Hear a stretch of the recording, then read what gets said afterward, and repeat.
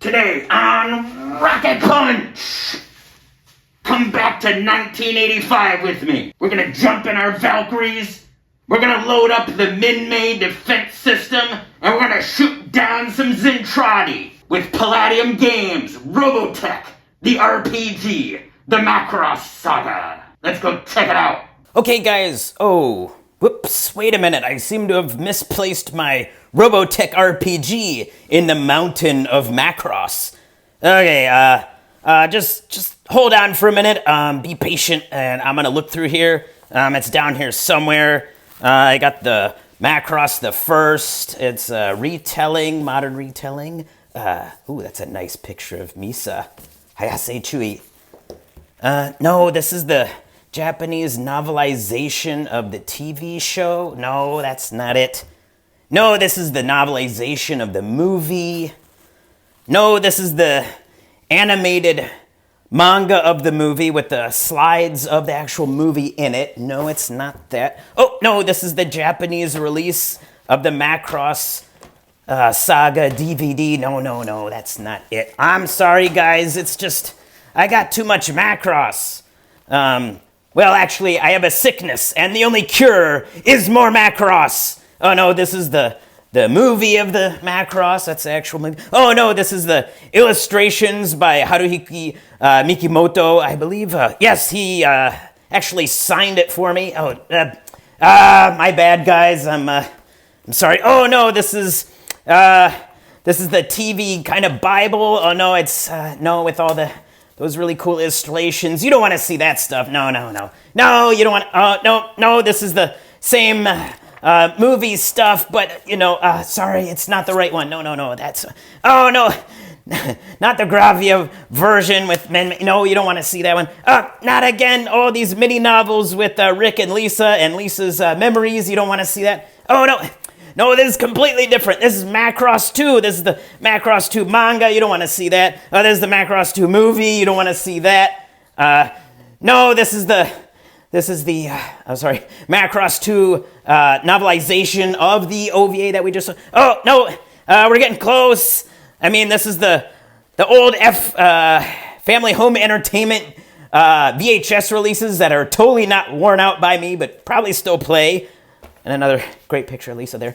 No, that's not it. And it's not the Robotech remasters with all the movies of Robotech, including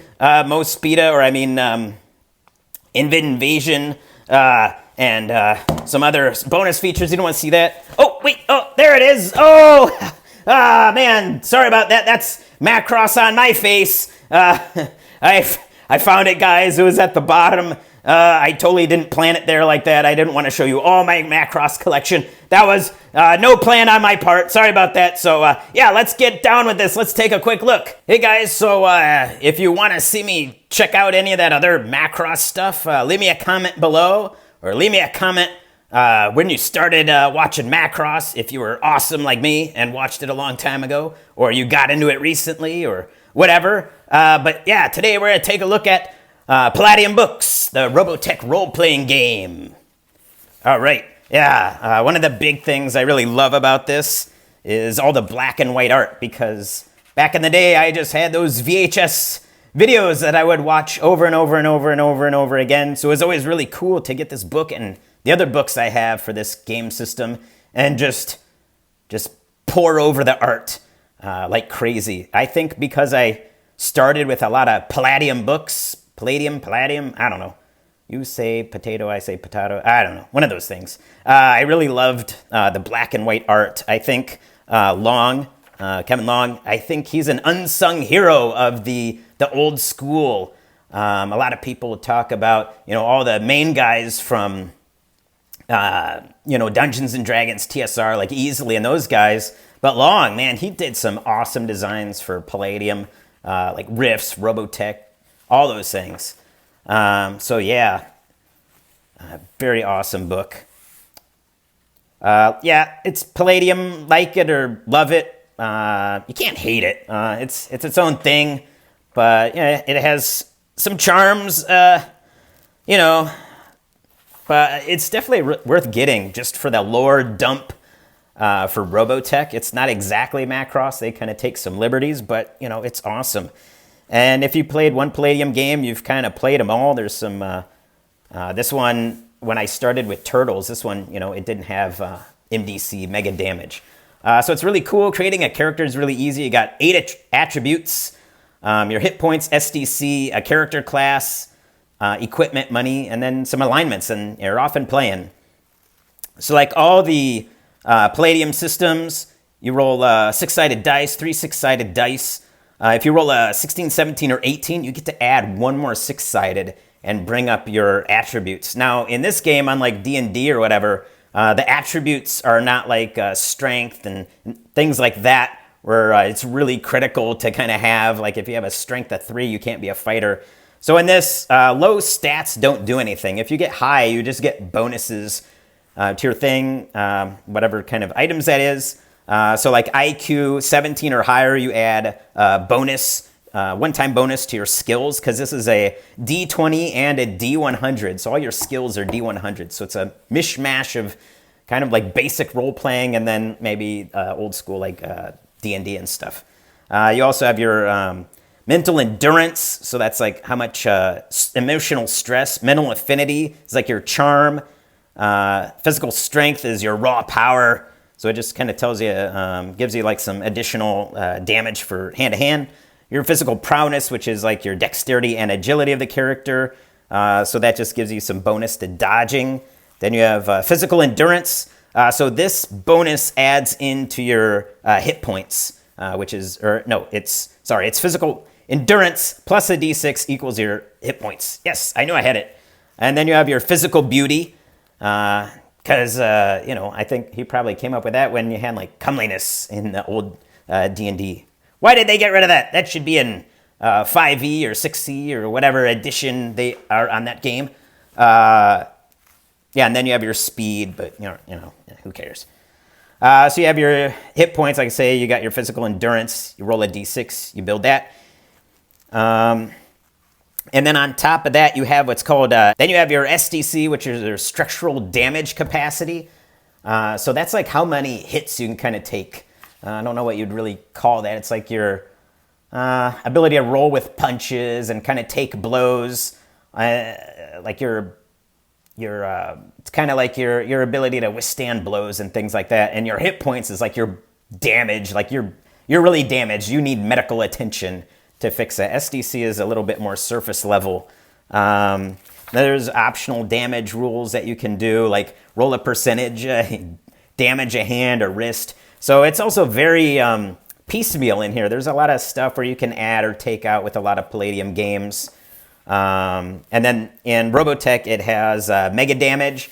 So all robots and Zentradi giants and things like that, they have mega damage. So there's no way you're going to hit them with a little pistol and do anything, because it's like so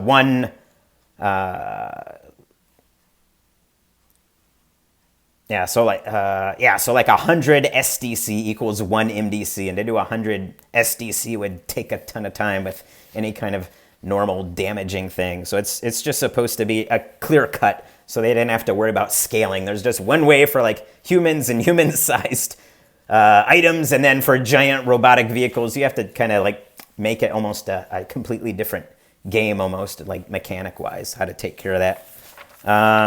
You got all your different character types, which are I kind of like these more than the alignment system in D&D, because it gives you some ideas of what you are as a principled or scrupulous miscreant. So there's more details to it, and there's a bit more gray and kind of nuance to it. Experience in this system, you don't get like points for like killing Zentradi or anything like that. Like in all Palladium games, you get it for like doing things. So you get like 25 points for like performing a skill at a critical time. Daring deeds, you get like 50 to 100 experience, that kind of thing. Palladium also has these cool insanity tables. So if you just, break your insanity level, how much stress you can take, you could get an insanity or a disorder, which is always cool, or you could start with one. So there's a lot of that. How to cure it, effects of alcoholism. Oh, yes. Some more optional rules, how to kind of build that character a bit more with these fun rollable tables. Then you got your OCCs, which are they're kind of like character classes, but not in the same sense of D&D. It's more like a Dragonbane profession or things like that, where it's like a background. It's kind of how you start or your specialty, but you can kind of add skills and things to kind of flesh out your character, make them more unique, but you kind of start with the skills package that you would kind of need to pilot a giant destroyer or be a Veritech fighter pilot. You need these skills, but you can always add more like cooking or domestic help. So in here, yeah, you have the Destroid pilot with the Excalibur, which is really awesome. The Veritech fighter, of course. Communications engineer. So you don't have to just, you could play it purely tactical robot fighting, but you could also play it more ground level and more space opera-y, and you could be a communications engineer. Maybe you're on the Macross and you're a ground supporter, things like that. You can be the electrical engineer. Maybe you, when the guys come back, you fix their craft, or you could almost play two games. Like one game you play characters when they're flying out there and you're just jet fighting and stuff, but when you're on the way back, you actually play a different character and you're on the base, and you could play like two different characters. That would be also fun. Mechanical engineer, military specialist, and then experience levels for those. And then here's just a ton of skills. You got communications, domestic skills. You can sew and sing and fish. Electrical, espionage, military, mechanical, medical, physical, piloting, pilot-related, science, technical, weapon proficiencies, and then a description of all those. So they're just skill-based. So like if you wanted mecha pilot, for example, yeah, that's motorcycle. Motorcycle, yeah, you get like 60% plus 4%. So if you had a high IQ, you might start with 63% or something. And then the physical skills like wrestling, you get to add a little bit to your attributes. And you can take new skills or bonus your skills as you go up in experience. Again, all this art is really cool. Get some information on hand-to-hand combat. Yeah, so in here, if you roll a 5 or better, you hit.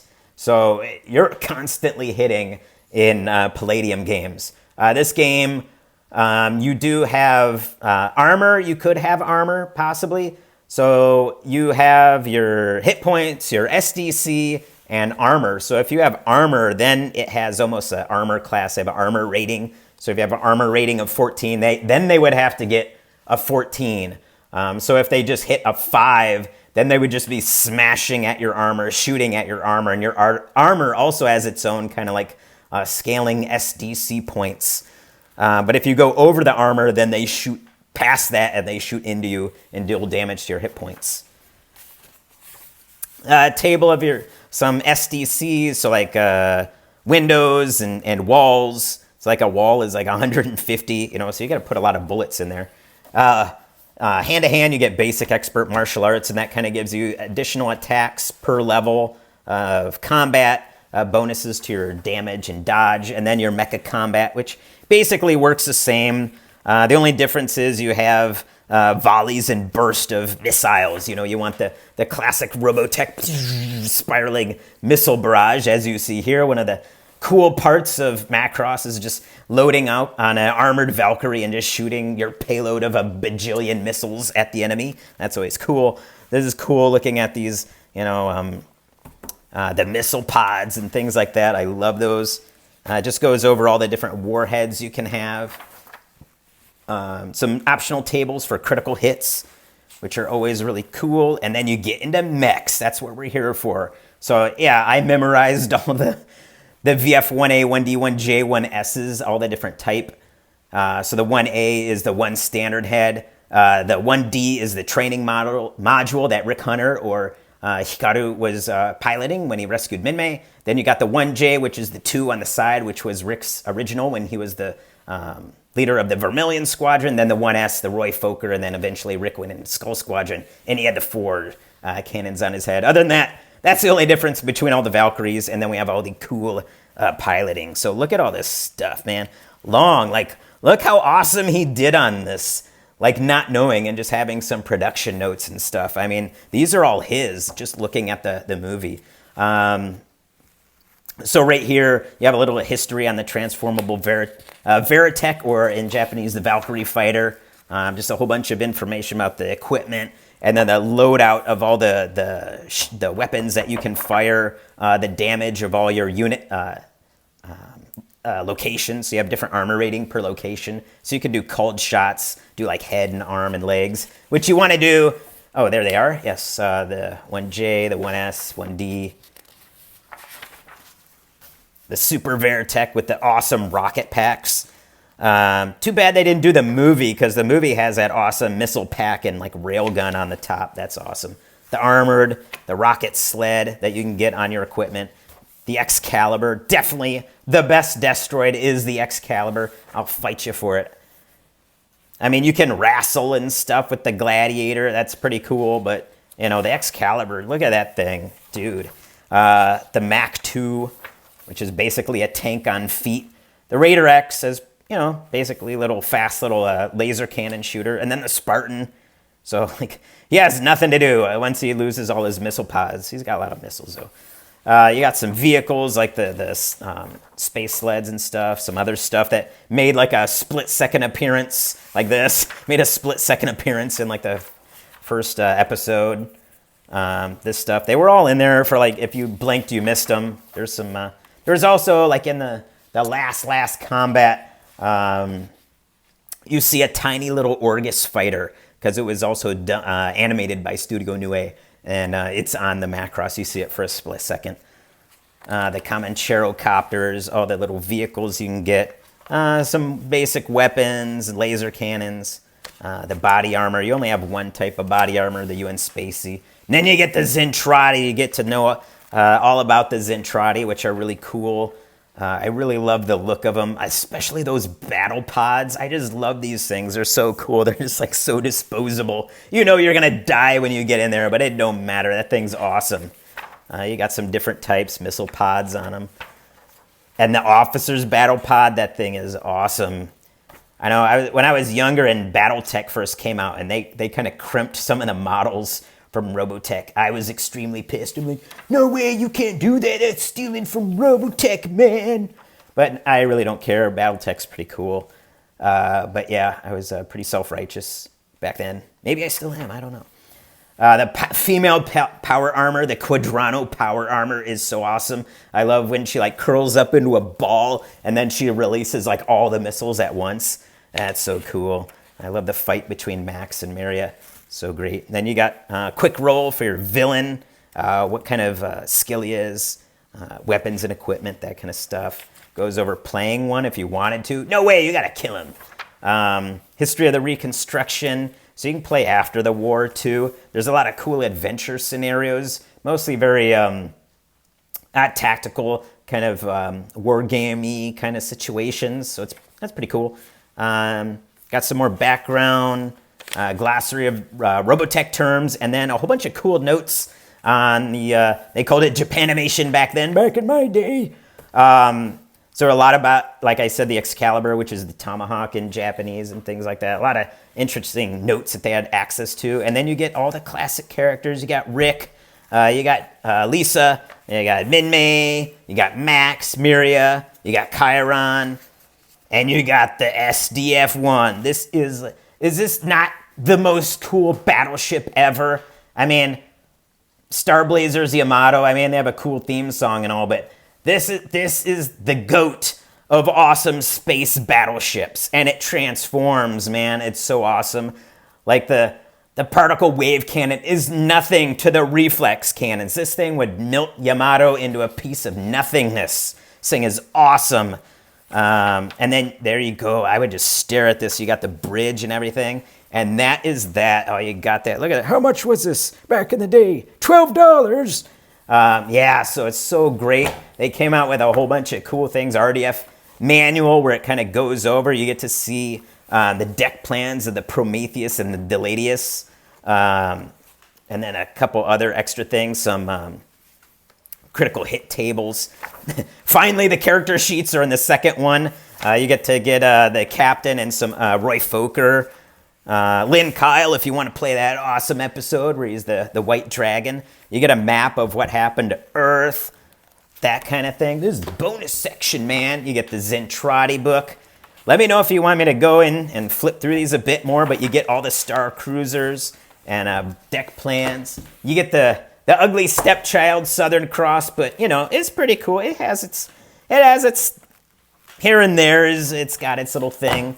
But you know, Invid Invasion, Mospita, like these bikes are awesome. The Cyclone bikes, yeah, and fight little crab aliens. That one's good. I like Mospita. Return of the Masters. You get like a little accelerated training program. You can go on these training missions, and it has just a whole bunch of little adventures you can go on. Yeah, you can tell that this might not live up to today's standard of layouts, but you know, it's serviceable. You got Ghost Ship, a cool little adventure we went on. This is a little bit newer one, Zentradi Breakout, one of the last ones they kind of made. And then you get the Sentinels, the Robotech that never was. Well, there's like a small pilot, I think 3 episodes, where you get to see the marriage of Rick and Lisa. I was totally going crazy over it, but yeah, it's not as good, of course. But, you know, they had some cool ideas, and then, you know, they took with it, and they made it. So you get a little bit of, you still get the awesome Cyclones, because you can't not have the Cyclones, because they're awesome. You get the Veritech Fighter. You can still be a Veritech Fighter. The Cyclone. You can be a Zentradi Warrior. And then they have also some other weird space aliens that I'm like, nah, I don't want to be like a little teddy bear dude or an Amazonian warrior or like a crystal dude. But, you know, it was Robotech. I had to have it, and I had other kind of cool things. Oh, there they are. Not quite the same. Still animated by Japan, but it was not the same. But you do have this awesome field book that goes over and shows the transformation steps of the Cyclone. I mean, that's worth the cost of entry alone. So, yeah, that's my Macross Robotech obsession so much that's why I became fluent in Japanese, because I was like, I need to watch it in its true, unadulterated form, which, yes, you have to watch Macross, because you can only watch Stage Fright, the music video, 500,000 times before it wears a little bit thin. And you need all the cool music that was in the Macross saga, because music was such a big part of the Macross series. So yeah, there were some good, you know, not too bad singing and stuff like that, but yeah, you can't hold a candle to the awesome higher production values. But yeah, I'm going to stop rambling on Macross and Robotech now. So, yeah, tell me what you think about Macross. It better be good stuff. Did you like Macross or Star Blazers or Gotcha Man? Who is like your favorite in Macross and Robotech? Of course, it better be Misa or Rick, because they're the best. Or Max, he's cool too. And Miria, yeah, she's cool too. What else? Stick around. Let me know what else you want to see until we meet again on Rocket Punch. See you later.